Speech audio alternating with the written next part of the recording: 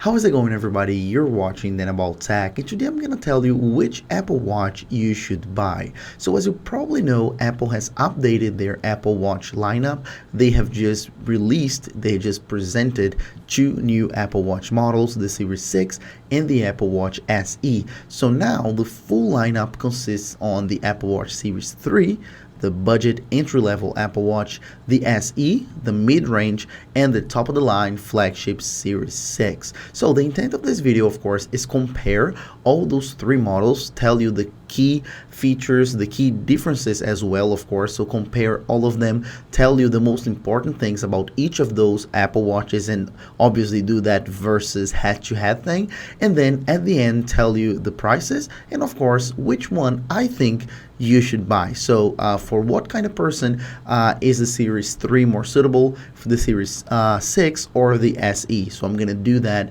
so then by the end of this video you'll know which Apple Watch is the best choice for you. So without further ado, let's begin.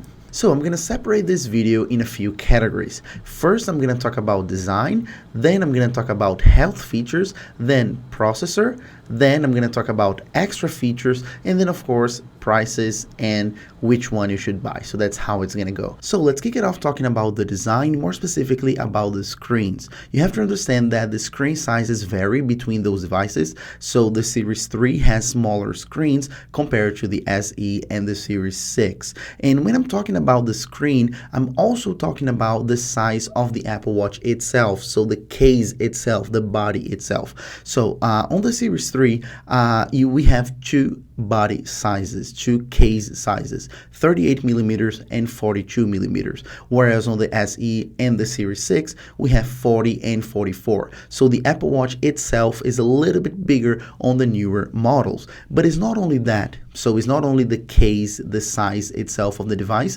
it's the screen, because of the bezels, the SE and the Series 6, they have 30% bigger screens as a general, so the display itself. So the Apple Watch is a little bit bigger on the newer models, but also the screens are 30% bigger if we compare to the Series 3. So that's pretty important. Regarding quality, they have all the same quality.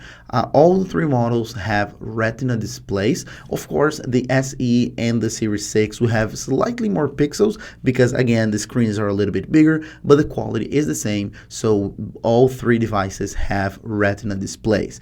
But one thing that is pretty cool, pretty important, and only the Series 6 has, only the newest has out of this updated lineup, is the always-on display. So only the Series 6 has the always-on display. Still talking about design, now we have to talk about finishes, so the materials and the colors, and it varies quite a bit.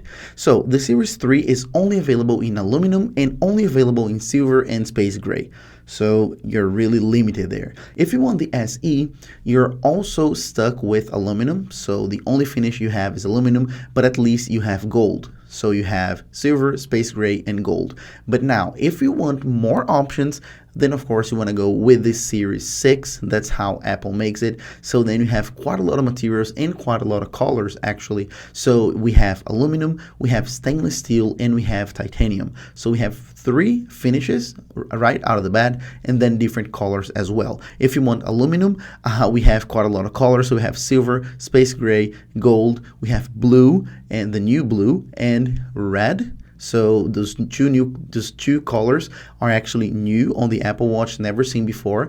So blue and red. If you want stainless steel, you have same thing. So you have the silver, you have of course the graphite, which is space gray, but it's called graphite, and then you have gold. And if you want titanium, you have the titanium color, which is kind of a silver, and then of course space black, which is titanium. So then you have quite a lot of options there. It's pretty cool, actually. Now let's talk about health features, because it's a huge part on the Apple Watch experience. And of course, if you want to get the most out of an Apple Watch, you need to get the Series 6 because you get the most amount of features. So with the Series 6, you actually get the blood oxygen app. So of course, you can measure how much oxygen you have in your blood. This is very, very important, especially nowadays.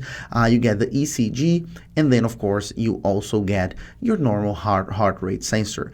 If you want to get the Series 3 and the SE, you're limited to the heart rate sensor. You don't get an ECG, you don't get the blood oxygen app. So you do get an ECG on a Series 4, on a Series 5, but you don't get on the SE. They just stripped out completely. So you just get your normal heart rate. The coolest thing is, at least across all the range, you get those notifications, those alerts. If you get really high, really low, or even irregular rhythm on your heart rate. So even though you don't get an ECG, you get those notifications, those alerts on high, low, and irregular heart rates on the Series 3, SE, and Series 6 as well. Now let's talk about performance. So let's talk about the processor.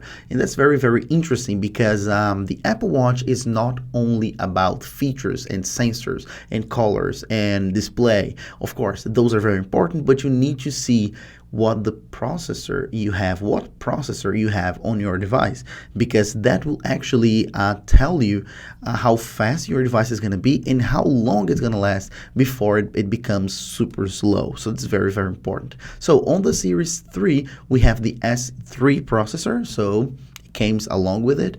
On the SE, we have the Series 5 processor, so it's a very updated, very modern and new processor just from last year. And on the Series 6, you have the S6.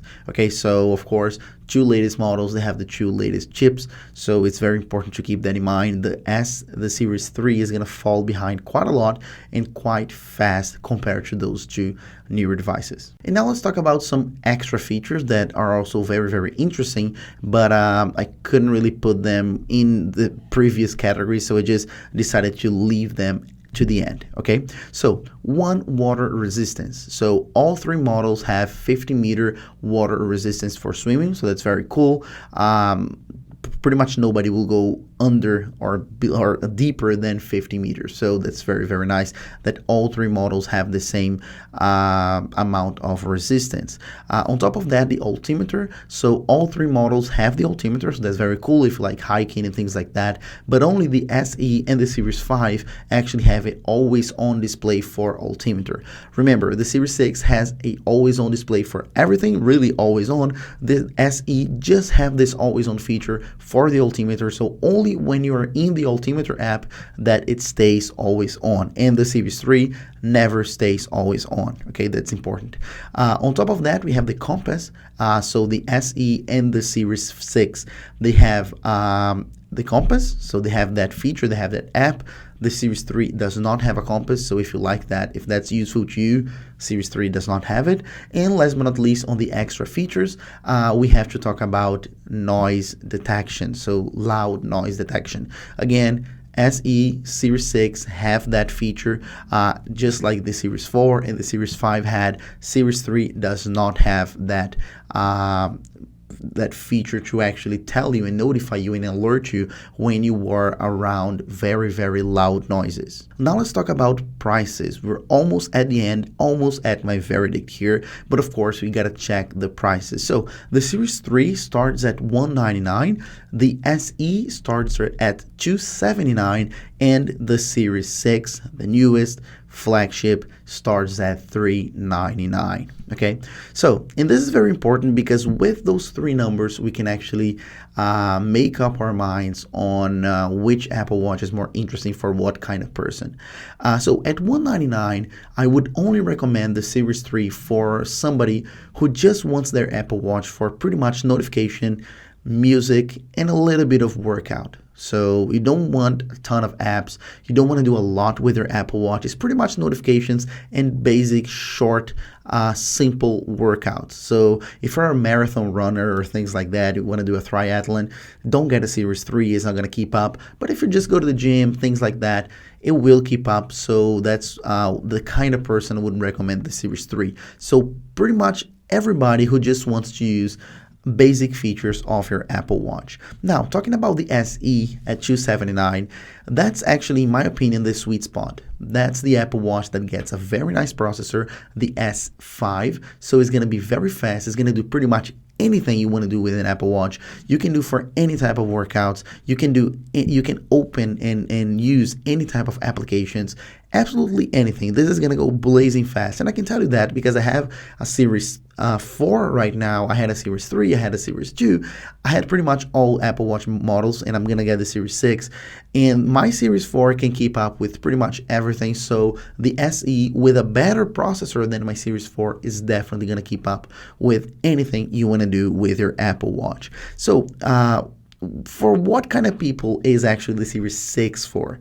Because if I said that the SE is a sweet spot, what about the Series 6? The Series 6 is for anyone who wants to get a new Apple Watch pretty much for the design. If they are tired of all the same colors, if they want to get the blue, the red, if they want to get something new, and that's something you want to think about. So it could be interesting to you, it could be appealing to a lot of people, and of course, obviously, for those people who want to get that blood oxygen feature, because that's pretty much the biggest difference, alongside with, of course, the always on display. So if you want to get the always on display, new colors, and of course you want to get the blood oxygen app, you go with the Series 6 only pretty much for those 3 features. Don't go for the processor. It's going to be pretty much the same thing. The design is kind of the same thing.